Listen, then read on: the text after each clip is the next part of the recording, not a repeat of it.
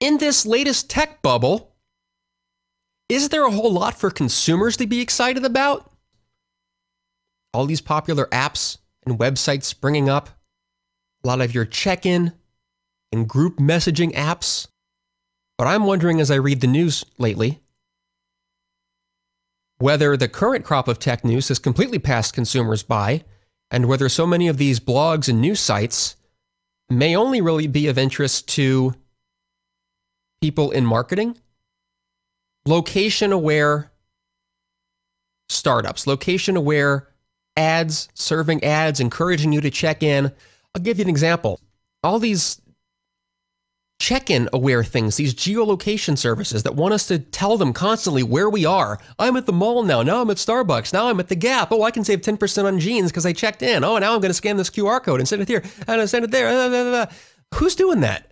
Is that a consumer drive? Is that a consumer-driven thing? Do you want to do that? Is that fulfilling a need that you have? Is that allowing you to do something that you couldn't do before? Do you think that checking in is one of those things? You're like, wow, I'm so glad we have this.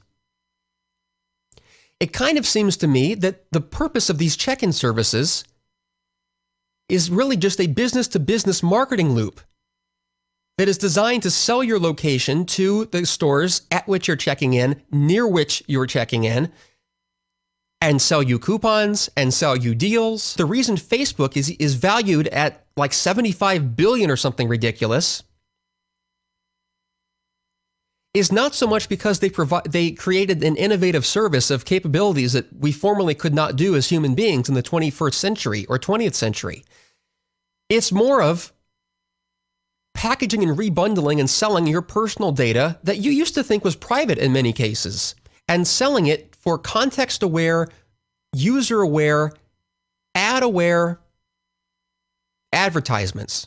But I think a lot of the startups that are raising all these startup funding right now are sort of based around rebundling and selling and creating a picture of us as consumers, what we buy, what websites we visit, who our friends are, what our networks are, where we work, where we live, what schools we go to or have been to, who we've talked to, what sales we've taken advantage of, and what TV shows we watch. Can we get excited and say, yeah, Facebook, go, please sell our information to more companies? There was an article at the Wall Street Journal this week.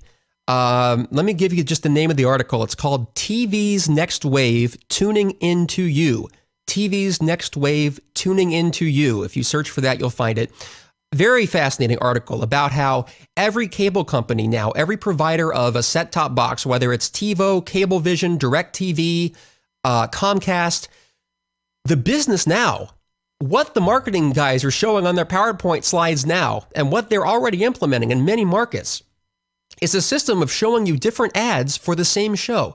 Everyone watching the same primetime network show can be seeing different ads targeted to them based on their zip code, their demographic, their the zip code and other marketing things that tell them about their ethnicity, their income, their geographic location, obviously, and trying to assess different values and interests and likely purchases and likely ways to be mentally persuaded.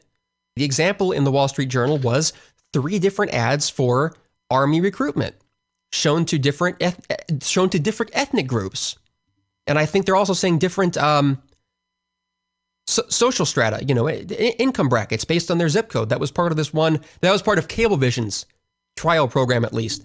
The utopian vision in all these marketers' slideshows now is that every set-top box, based on your history, and by the way, TiVo, all these guys, they know what you watch, they sell it, they market it minute by minute. That's not a conspiracy theory. That's not Big Brother is scary, he's watching you. This is the Wall Street Journal explaining that these companies they're like, yeah, of course we do that. That's how we make money now. Of course. Why wouldn't we do that? We monitor your stats and we sell them to marketing companies and we get big dollars for them. Duh. That's how they're explaining it. So it's not theoretical. They're saying in their slideshows, this is the future, and it's already begun. For example, some of these companies sell some of these set-top boxes. I forget which company, but it's in this Wall Street Journal article. Keep track of per household what.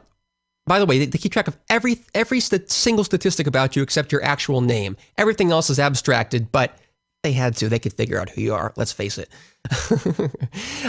They keep track of what shows you watch, for how long, when you change the channel, what shows you DVR, what things you skip, what do you watch live, and how long before changing it. They take all that information and they sell it to various companies, various data mining companies, statistics companies that then in turn sell it to marketers. And those middlemen also purchase statistics from unlikely places. Places unlikely enough to, for one example, create the interesting statistic that viewers who watch the Jersey Shore are highly likely to purchase yogurt. How do they know the people who watch the Jersey Shore like yogurt? Well, these middlemen who are not the cable companies and not the yogurt companies, I guess, these middlemen who collect statistics from all these different people in order to kind of abstract it and say, okay, we're not really identifying each person individually, but we are targeting them for what they buy.